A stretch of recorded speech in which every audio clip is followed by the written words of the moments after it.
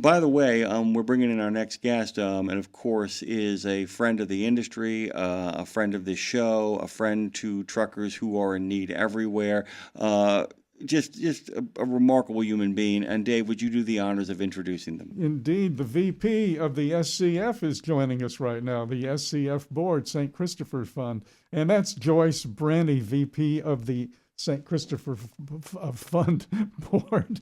I should have quit while I was ahead. Wait, is she the vice president of the St. Christopher Fund Board? You might say that. Yeah, you might say that. Probably will say that better than I can say. And by the way, I know why you're doing it, by the way, is because Joyce's resume is literally the size of Lake Pontchartrain's Causeway, which we were talking about, by the way. Hey, really Joyce, good morning. Welcome aboard.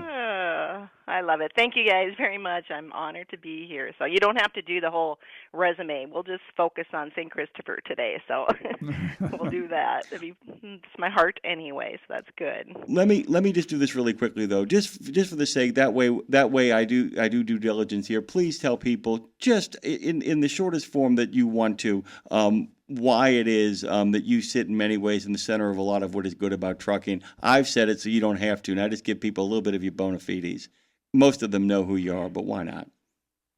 Oh, thank you. Well, I started in the industry when I was extremely young. I was a driver, and so 40-some-odd years later, I used to go right down to the actual date, but now I just say 40-some-odd years because it's getting to be really a long time. Yeah, a lot of them are odd, the only too. career I've ever had. Yeah, a lot of us have that.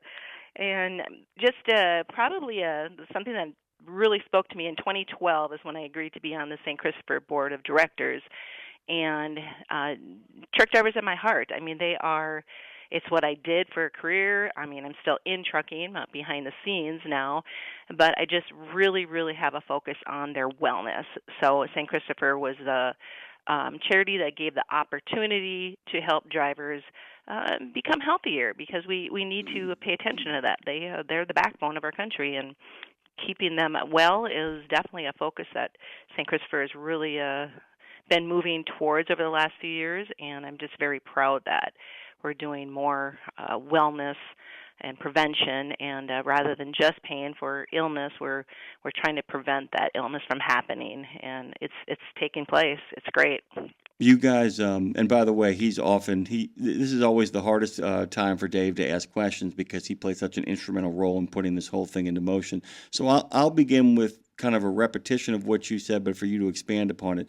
This all began as an in-case kind of backup to make sure that bills outside of the medical area got paid when people hit a rough health patch. One of the things that all of the Christopher Fund has realized, St. Christopher Fund has realized, is that how about we never get to in case? How about we begin to think about strategies to prevent in case from ever happening? Can you talk a little bit about, of all the stuff you guys are working on right now, we want to hear everything, what are you most excited about? Well, as you just mentioned, Dave has, being one of the original founders, and Dr. John. So thank you for thinking of that in the first place because it's so important. But right now, our health and wellness programs include diabetes prevention, and this is something that I'm super excited about. But offering counseling service, and that was something that was a reason why I really decided to get on the executive board was because we were moving towards getting some counseling service help. We do rigs without SIGs, telehealth, which is another huge step in the direction of helping drivers because they're gone, and how do they get into the doctor? So starting the telehealth program was really, really important, and it's going over real well. Cancer screening, we started that a few years ago. There's numerous other items on the list, and it's really growing. So I really encourage drivers to look at truckersfund.org and look at the website and see if there's something that would be a wellness prevention that would help you as a driver to stay healthier. There's many items on there. It'd probably take me half a day to talk about each one of them individually, but there's a lot on there. The counseling service, I'm really proud of that we finally got that rolling. I want to talk about. Dave's got a question for you really quickly. As Joyce has said, truckersfund.org and Trucker Fund on Facebook, Instagram, X, and LinkedIn. That's Trucker Fund and truckersfund.org. Dave, Go ahead, brother. Oh, yeah. I was just going to say, too, that just a little aside about the counseling and how important it is. Um, this is years and years ago. I'm talking about maybe 20 years ago. Um, Joyce, we had a psychiatrist or psychologist on the show with us, and she talked to drivers one on one. And I got to tell you, we couldn't continue it because it got way, way, way too deep, way too personal. This is stuff you shouldn't put on the radio. But what it pointed out to me was that, man, there are some folks out there that really need some help. They really need some direction, somebody to talk to. And we were that Right. people, but we just went a little bit further than we should have medically, I think. And I think that makes sense. You understand what I'm getting at. To have the telehealth and counseling now where drivers can do this no matter where and that was another thing too, getting someplace. The whole Right. telehealth thing has gone from novelty I've used it a couple of times myself from home, so yeah, that is huge. That's as important as any of the other programs: diabetes, cancer, cigarettes, you name it. That counseling, Right, and then like you said, Dave, it's so sometimes so deep and so personal. yeah, But I just really want to encourage drivers to know you're worth it. Many people have a kind of a strange little thought on counseling and personal counseling and so on, mental health type situations. But it boils down to you're worth it. There isn't a one of us alive that doesn't have something that we need someone to talk to. And I always say, when you get it out of you, it loses power over you. So to remember that is so important. So having someone to talk to, I would love it if we had a kind of a group therapy, initiative in the future where we could meet maybe in a Zoom type meeting and talk, like in a group therapy type situation. But one-on-one is really great and more private, and that's what we're offering right now. So it's pretty neat. Yeah, and by the way, you made such a good point earlier. I want to kind of amplify it by kind of going right to the heart of the matter, is that we know that stress and emotional trauma actually cause genuine biological, chemical inflammation in the body, and one need not look too far to find out what it is, that inflammation that isn't healthy. This healthy inflammation, which of course deals with wounds and bumps and bruises and the little rough and tumble we go through in the course of the day to make us better.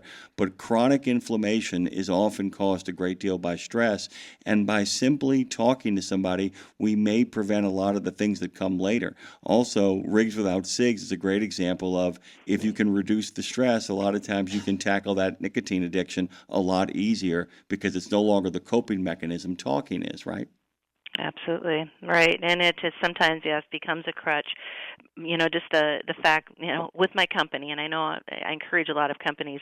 We have a wellness director at a company. We have a registered nurse that also helps our drivers with some of the mental health direction, you could say, pointing them in the right direction to get help. But again, talking to our our frontline crew. I mean, and just the most amazing people. We don't have where you just do everything through your electronic logging device, or everything is, technology involved. We talk to our drivers every single day, and you can tell we know them well enough that if they're dealing with something, we find a source to help them. And I wish more companies would do that. And I know it's hard when you're huge, but I think that's an excuse sometimes too. Humans need human contact. Point blank. We are we are designed that way. That's how we survive. So it's really important to talk to each other, and have our drivers know that they have someone that is behind the scenes that has their back and here to help them. It's a good model, by the way. The other thing is, by getting involved with the St. Christopher Fund, it's a great reminder for anybody who does get involved that it's so important that if you're behind a desk, that if you run things, that you should never lose contact with even the smallest person on your payroll, even the person who's there part-time. It's a great reminder that SCF is as much a community as it is a nonprofit, correct? And that we take care of each other. Absolutely, and it's really right now we've had a change in our some of our leadership, and it's going great. Donna Kennedy is still consulting with us, but our new director Courtney Neiman, she's doing an amazing job. Her and Diane have been hitting the street. They've been right now they're down at the Women in Trucking conference, but they were with me out at the American Trucking meetings that we had a few weeks ago, and they're really, really trying to get the word out to those that make money from truck drivers, and we need their help. Donations are down. The economy is not that great, so I'm really encouraging people to do things within your companies.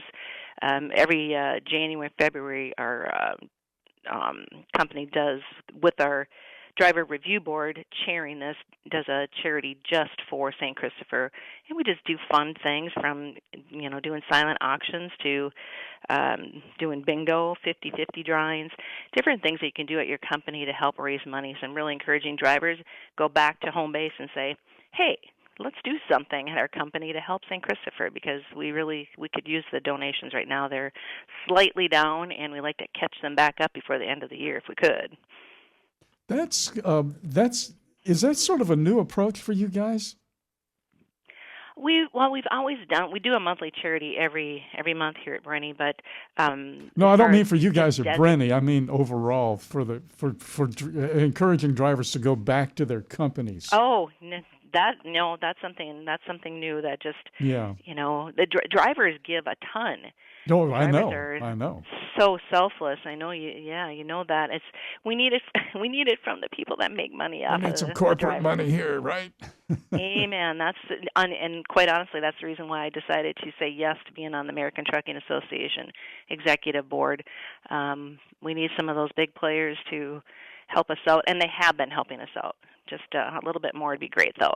Mm-hmm. By the way, we got your notes from Claire. Thank you for comprehensive notes. The best part about these notes, it means we can get you back on this show, and there's still so much more to talk about, and we're really excited about all of that. Thank you for making time this morning for us. We're so pleased to have you, and so pleased to be a part of this community as well. Joyce Brenny, everybody, thank you so much, guys. Go to Truckers. Thank you. You got it. Thank you so much.